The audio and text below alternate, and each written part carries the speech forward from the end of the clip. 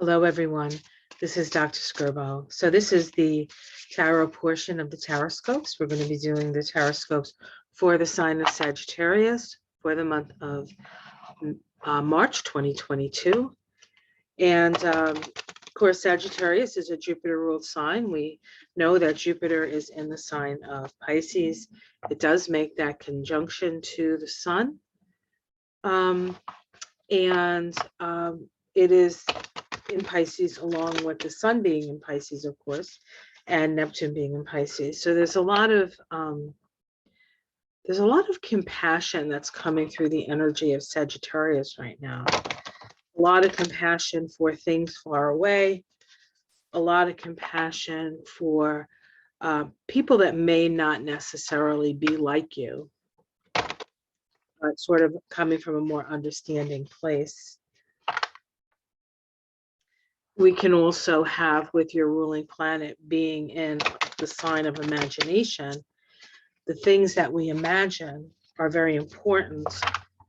If we imagine that things are terrible, there's much more of a likelihood that things will be terrible, and then vice versa. Although we can't delude ourselves either, right? We have to kind of see what's really going on with an eye to the possibility of that being different. So instead of accepting things as they are and feeling powerless to change them. All right, let's take a look. We start with the King of Fire. The King of Fire. This is the inspired king, the king that comes from his heart. We can see he has this beautiful heart right here, and it's glowing with light. There's a halo around his head. This is ruling from the heart. This is ruling from a place of compassion, a place of love, warmth, and generosity, but needing to believe in something.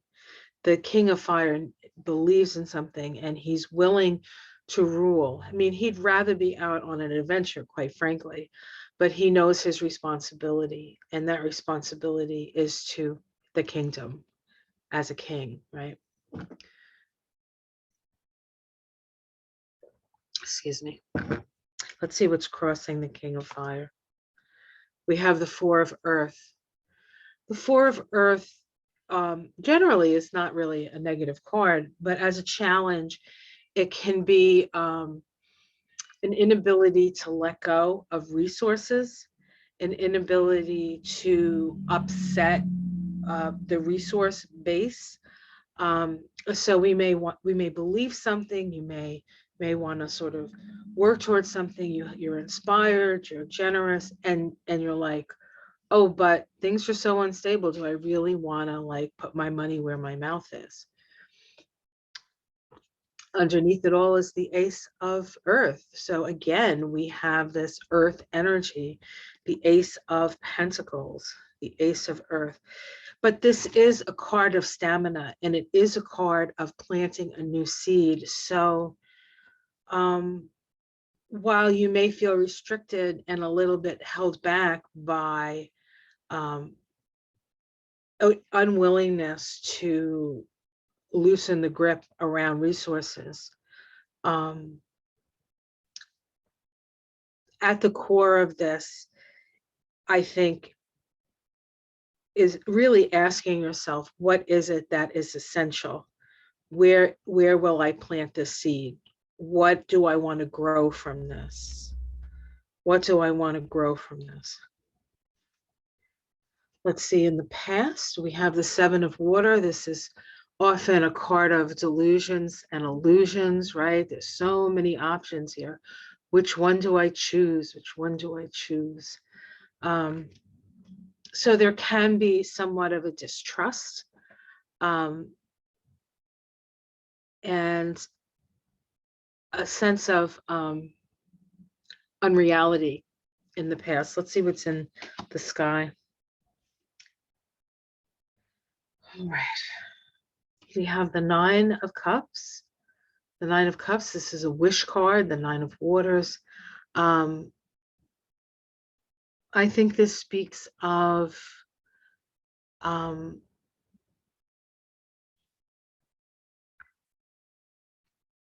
you know, there's that old expression, be careful what you wish for, because you might just get it. But it's not about being careful about what you wish for as much as it is about being true as to what you wish for. It has to come from you. It has to come from that core heart that is both generous and heart-centered and illuminated, right? Illuminated by spirit. Illuminated by spirit. Because your wishes will come true. We have the 10 of earth in the immediate future. So while loosening the grasp on your resources can be scary, if you're coming from the right place, then what manifests is, the 10 of earth is a very powerful card because it speaks of manifestation. The pentacles are about manifestation. The ace is potential of that. It's not guaranteed. You have to work for it. But when you get the 10 of earth as the energy in the immediate future, I would say that if you're coming from the right place, things will come to you. There will be aid for you. How it's seen from the outside, we have the moon card. This card has been coming up a lot. Some people may see you as a bit of a lunatic, look crazy. There's an optimism that Sagittarius brings. And, sometimes it is a little bit over the top and, it's a little too rosy and it's like, but, Sagittarius has just come out of the underworld. The sign before Sagittarius is Scorpio. So we have we've had plenty of experience with shadow stuff when you get to Sagittarius. So even though from the outside it may look like maybe you're being a little bit too optimistic, perhaps, I think your limitations. I think you there's a point, I think, with Sagittarius that you just have to believe and you just have to go with it, because really you are, as a Sagittarius, here to show us the way. You are the way shower towards an illuminated consciousness. Fire is spirit, and the first sign of the zodiac, Aries, is that initiatory fire.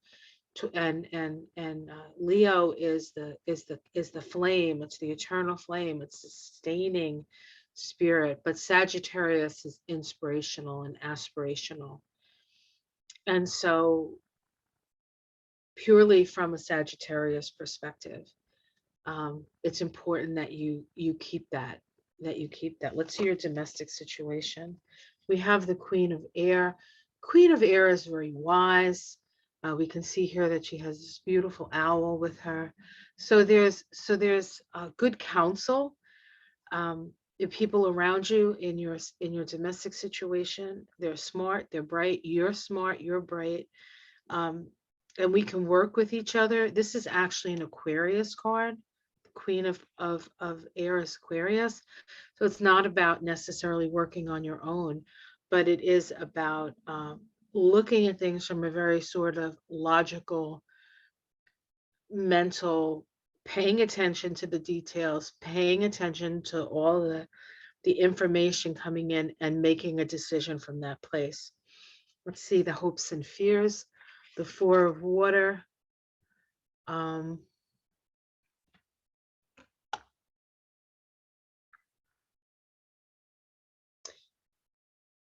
There's a divine discontent with the Four of Water, always. Something is being offered to you, and there's also this maybe fear of too good to be true, because you've had situations where it was too good to be true. You went for it because you believed it. Maybe you wanted to believe it. I think there's a difference between believing and wanting to believe something.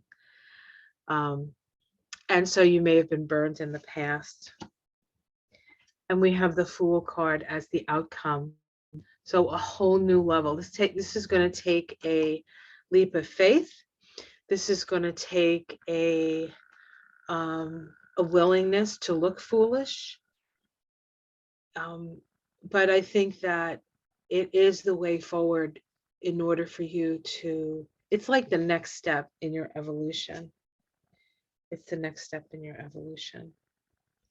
We have the Five of Earth, which can be, this is underneath it. This can be financial disruption, of course. We have the Empress, which is creative imagination. And we have the Hierophant, which is listening to the inner voice within. And so again, I think the first card in this reading is the most important in a way, because this is the place you need to come from. You need to come from a place of wisdom and heart. Wisdom and heart. And if you're coming from that place, I know there's an expression, the best of intent or intent, good in the road to hell is paved with good intentions. I think really it has to do with being yourself, shining your light, sharing your wisdom. You don't have to be perfect. You can be wrong at times if you stay in your heart. The thing with the road to hell is paved with good intentions, but there's also a truth.